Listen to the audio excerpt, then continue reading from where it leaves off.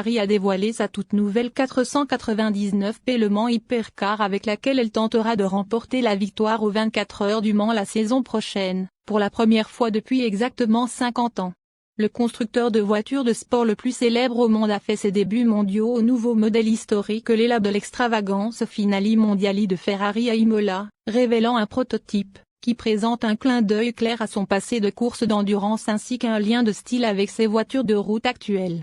Deux 499P seront engagés par l'équipe d'usine Ferrari AF Corse dans le championnat du monde d'endurance 2023, qui comprend Le Mans. Le modèle fera ses débuts en course aux 1800 km de Sebring en Floride le 17 mars.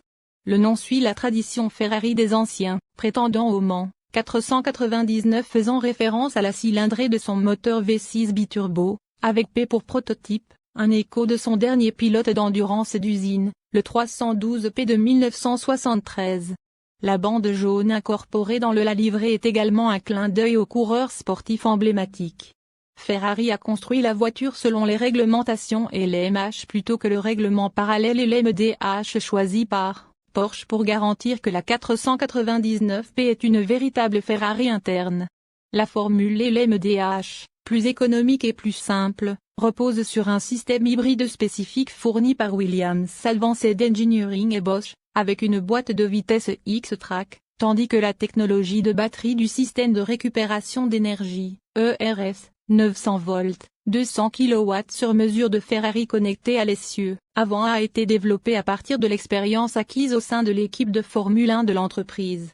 L'équilibre des performances sera utilisé pour limiter la puissance globale à 500 kW, 670 chevaux, sur les deux codes d'hypercar. Nous avons choisi LMH car il est important pour Ferrari de fabriquer toute la voiture et toutes les pièces, a déclaré Antonello Coletta, responsable des courses d'endurance. Ferrari est un constructeur, le constructeur de la voiture et pour nous ce n'est pas notre philosophie d'acheter une pièce. Nous avons décidé de revenir au prototype lorsque les règles nous ont donné la possibilité de fabriquer toute la voiture. Cette voiture est un manifeste des technologies de Ferrari.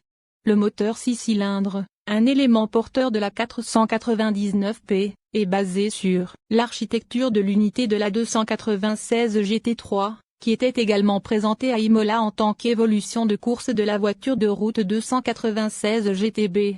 Bien sûr, chaque pièce est développée et c'est complètement différent du moteur du tramway, a déclaré Coletta.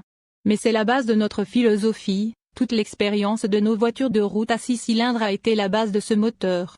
C'est important, pour nous. Nous sommes revenus dans les prototypes, dans la catégorie maxi, mais nous n'avons pas oublié que c'est un laboratoire pour les tramways. Ce lien est très important pour nous. Un système de freinage break Bivir a été développé pour permettre la récupération de l'énergie cinétique de l'essieu avant vers le RS. La puissance sera transmise par une boîte de vitesse séquentielle à 7 rapports. Le retour de Ferrari dans la première division des courses de voitures de sport coïncide avec un boom de l'intérêt des constructeurs au Mans et sur la scène de l'endurance.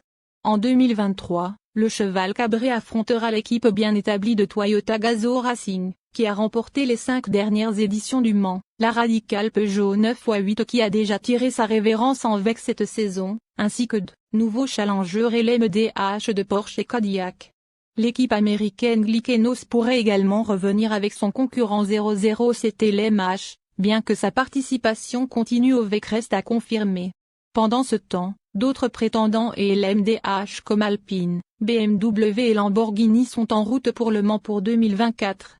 John Elkann, président exécutif de Ferrari, a déclaré, avec la 499P, nous revenons pour concourir pour la victoire pure et simple dans la série VEC. Lorsque nous avons décidé de nous engager dans ce projet, nous nous sommes engagés dans une voie d'innovation et de développement, fidèle à notre tradition qui considère la piste comme le terrain idéal pour repousser les limites des solutions technologiques de pointe, des solutions qui à terme seront transférées à nos voitures de route. Nous abordons ce défi avec humilité, mais conscients d'une histoire qui nous a menés à plus de 20 titres mondiaux d'endurance et 9 victoires au général aux 24 heures du Mans. Coletta a minimisé les attentes d'une 10e victoire au Mans pour Ferrari pour la première fois en 2023, tout en admettant que l'équipe devait viser le succès ultime pour ce qui sera l'édition du 10e anniversaire de la classique française.